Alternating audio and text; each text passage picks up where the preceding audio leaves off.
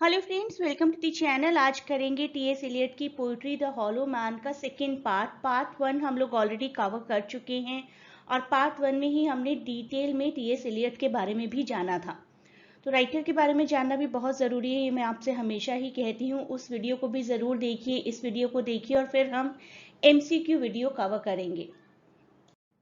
Playlists की बात मैं बार बार कर रही हूँ। सभी टॉपिक्स के लिए प्लेलिस्ट अवेलेबल हैं। सभी टॉपिक्स, सभी सब टॉपिक्स के लिए पोइट्री के अंदर जितनी भी पोइट्रीज हैं उनकी प्लेलिस्ट हैं। शॉर्ट स्टोरीज की हैं, प्ले की हैं, नॉवेल की हैं, एसे की हैं। एक दो टॉपिक्स अभी मिसिंग है और वो टॉपिक्स भी बड़ी ही जल्दी ऐड होने वाले हैं। और हिस्ट्री के वीडियोस ऑलरेडी कवर किए जा रहे हैं on every alternative day. T S Eliot को एक बार फिर से रिवाइज कर लेते हैं। Born 1888, died 1965, won Nobel prize in literature 1948 and Tony award for best play in 1950, very popular poet, playwright and essayist, and this poetry hollow man got published in 1925। World war one के बाद इस poetry में बताया गया कि क्या impact आया लोगों के दिल, दिमाग और सोल पर। 1925 की ये पोइट्री है। वर्ल्ड वॉर वन एंड हुई थी 1918 में और पूरे वर्ल्ड में सभी लोग बहुत ही इम्पैक्ट हुए थे और उन्हें ऐसा फील होना शुरू हो गया था, जो कि हमारी पोइट्री का टाइटल है, that is the hollow man. सब लोग अंदर से बहुत ही सूनापन और बहुत ही खालीपन महसूस कर रहे थे। 44 लाइन्स हम लोग ऑलरेडी कवर कर चुके हैं। आज शुरुआत करेंगे लाइन नंबर 45 से।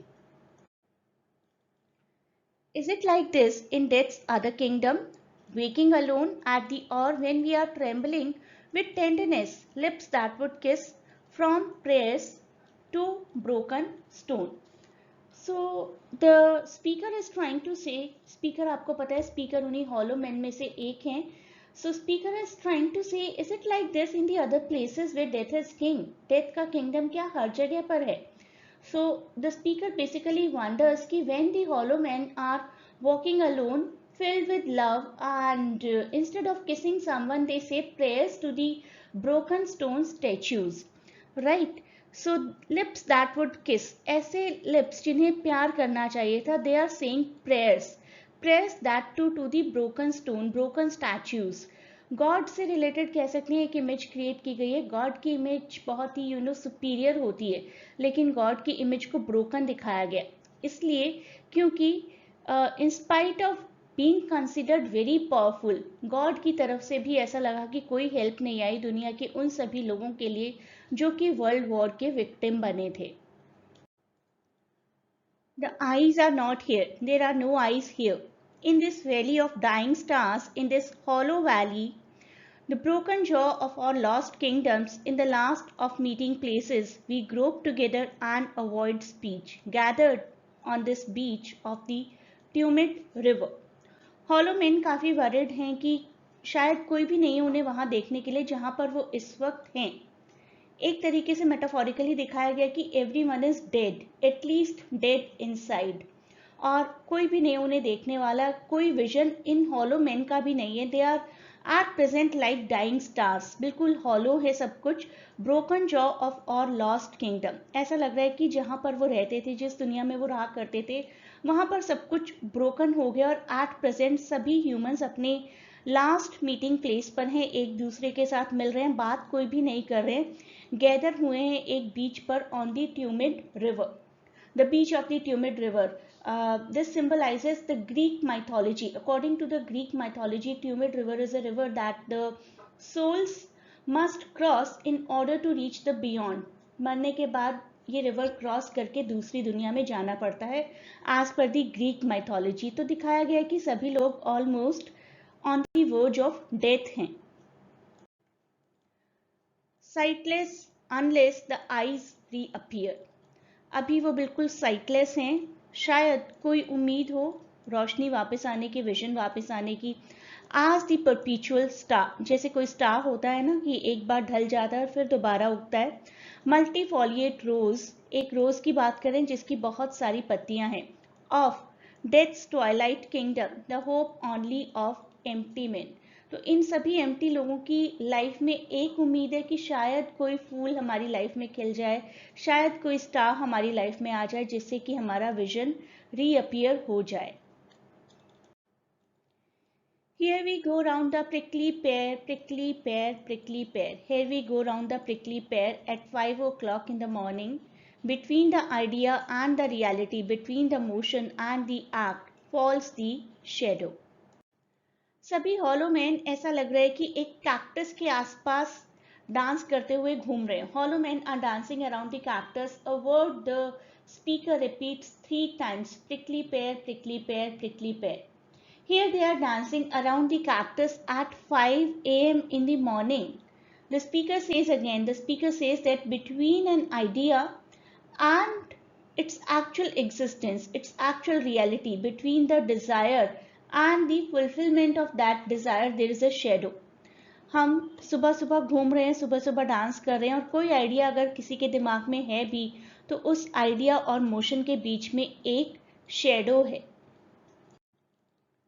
For thine is the kingdom between the conception and the creation, between the emotion and the response.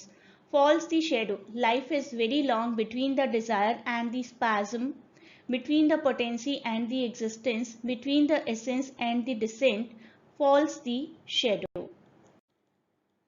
किसी पॉर को एड्रेस करते हुए उससे बात कर रहे हैं हॉलो मैन, और कह रहे हैं कि पूरा का पूरा किंगडम तुम्हारा है.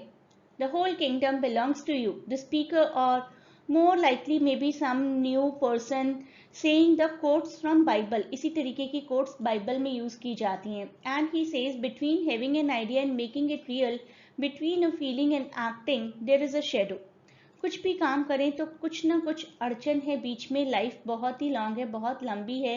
Says the speaker, or the same unnamed person, between the desire and the orgasm, that is the highest peak point of the desire, between the potency and the existence, between any kind of creation, basically between any essence, any importance, any evolution of any person, there is a shadow. For thine is the kingdom, for thine is, life is, for thine is the. This is the way the world ends, this is the way the world ends, this is the way the world ends, not with a bang but with a whimper. Again he addresses some entity and says the whole kingdom belongs to you, and then he repeats the phrases, this is the way the world ends. वो कह रहे हैं कि world अब इतना थक चुका है कि it will and, and it will not and with a bang. कोई बहुत बड़ा धमाका नहीं होगा, सिर्फ विस्परिंग होगी और ये वर्ल्ड एंड हो जाएगा. Because people are tired, people are without any hope. A struggle to maintain hope is the basic theme of the story. One of the major themes prevalent in the Hollow Man is the struggle to keep hope, keep up the hope. The Hollow Men hope that they will be rescued maybe from their stagnant state, from their very hopelessness of the state, but this seems unlikely as they cannot even bring themselves to look at any of the souls who pass through. अपने आसपास के लोगों को ही ठीक से देख नहीं पा रहे हैं, अपनी ही लाइफ को ठीक से समझ नहीं पा रहे हैं, खुद की लाइफ में कोई भी होप नहीं पा रहे हैं, तो पूरी दुनिया में किस तरीके की कोई होप आएगी. That is a real struggle. क्या पूरा वर्ल्ड कभी 1918 में जो वर्ल्ड वॉर 1 एंड हुई उसके ट्रॉमा से कभी आज़ाद हो भी पाएगा या नहीं.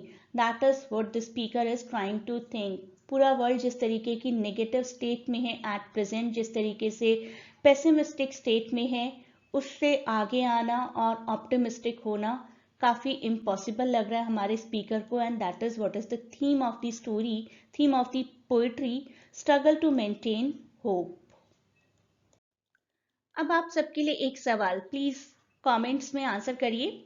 Not with a bang but a whimper. Bang और विम्पर ये दोनों वर्ड्स फोनेटिकली इमिटेट करें अपने साउंड को जो वो डिस्क्राइब करते हैं.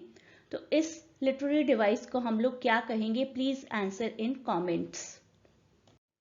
तो इस पार्ट 2 में हमने पूरी पोइट्री खत्म कर ली है, लाइन बाय लाइन एक्सप्लेनेशन हुआ है. नेक्स्ट पार्ट में हम करेंगे टी.एस. एलियट और इसी पोइट्री से रिलेटेड वीडियो फॉर MCQ.